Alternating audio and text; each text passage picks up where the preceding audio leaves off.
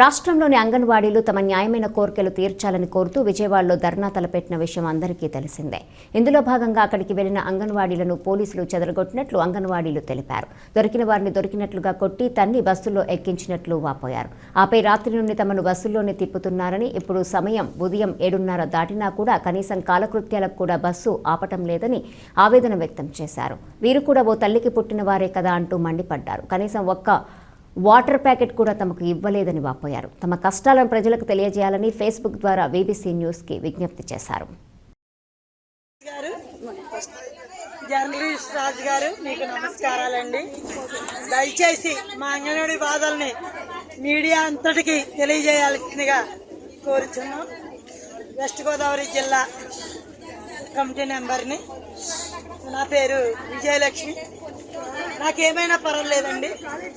ఈరోజు మేము 2:30కి లేచి కూర్చుని ఉన్నాం. పోలీసులు దౌర్జన్యంగా వచ్చి బస్సులు అక్కడ పెట్టి లాక్కొచ్చారు. ముందు ఇద్దరు జెంట్స్ కామ్రేడ్ పడిపోతే అందులో ఒక ఆయన నేను లేపడానికి వెళ్ళాను. లేపడానికి వెళ్ళగానే నన్ను పడేశారు. పడేస్తే నేను లేస్తాను ఉన్నానమ్మా అని కూడా అంటే ఏం లేదు. కనీసం 8 మంది మహిళా కానిస్టేబుల్ పట్టుకుంటే దొరకలేదని నా బట్టలు పట్టుకుని పైకి లేపితే బట్టలు ఊడిపోయిన పరిస్థితి ఇక్కడ కనపడతా ఉంది. ఈ పోలీసులు అన్నిసార్లు చెప్పినా వినకపోవటం, మేము వస్తాం అరెస్ట్ అవటానికి అన్నా కూడా వినకుండానే దౌర్జన్యంగా లాక్కొచ్చారు. అందుకు మేము చాలా బాధ వ్యక్తం చేస్తా ఉన్నాం. పోలీసుల డ్యూటీ పోలీసులు చేయాలి కాదంటలేదు, కానీ మాకు కూడా సహకరించాలని పోలీసులు వారిని హెచ్చరిస్తా ఉన్నాం. మరి ఇంకోటి, చాలా మందికి అధికంగా దెబ్బలు తగిలినాయి. కొంతమందికి నిన్న మొన్న అయితే మేము బయలుదేరి విజయవాడ వస్తా ఉంటే కొడితే కొన్ని చోట్ల పలానా జిల్లా అని నాకు పూర్తిగా తెలియదు.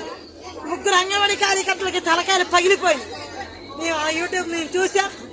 దయచేసి పోలీసు వారిని కూడా ఆ విషయం అడగదలుచుకున్నాం. నెక్స్ట్, ఈ జగన్ గారికి అంగన్వాడీ ఉద్యోగులు అంటే చిన్న చూపు. అంగన్వాడీ ఉద్యోగులు లెక్క చేయరు. గత 42 రోజులుగా మేము చేస్తున్న సమ్మెని శాంతియుతంగానే చేశాం. ఆమరణ దీక్ష కూర్చున్నారు. రాష్ట్ర కమిటీ పిలుపునిచ్చింది. ఆ పిలుపు నిమిత్తం వెళ్ళాము. శాంతియుతంగా మీటింగ్ పెట్టి వద్దామని పిలిచారు. కానీ కూర్చున్న వాళ్ళని అరెస్ట్ చేయడం దారుణం. అంగన్వాడీ ఉద్యోగులు అంటే అంత భయం ఉన్నప్పుడు మాకు